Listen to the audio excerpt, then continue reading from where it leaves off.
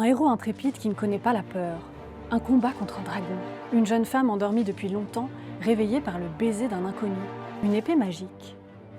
Pourquoi ces motifs de Siegfried nous semblent-ils si familiers? Siegfried, entre mythe et conte. Pour écrire sa tétralogie, L'Anneau du Nibelungen, Wagner s'est inspiré d'une grande diversité de récits.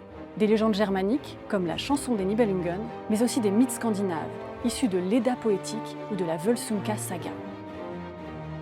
Il s'est familiarisé avec ces sources grâce à Jacob Grimm, l'un des célèbres frères Grimm, qui publie en 1835 l'ouvrage Mythologie germanique, dans lequel se trouvent compilés contes, traditions et récits des peuples germaniques et nordiques.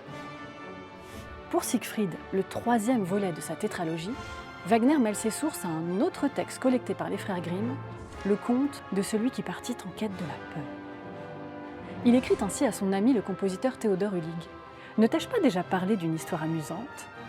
Celle du garçon qui part dans le vaste monde pour apprendre la peur et qui n'y parvient jamais. Imagine ma surprise quand j'ai compris que ce garçon n'était autre que le jeune Siegfried.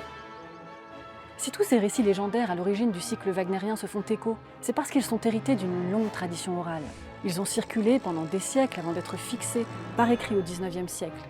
Ils se sont transformés au contact des différents peuples et langues. Ils se sont mêlés les uns aux autres. Ces récits forment donc un vaste réseau qui ne cesse d'évoluer et d'influencer jusqu'à nos fictions contemporaines.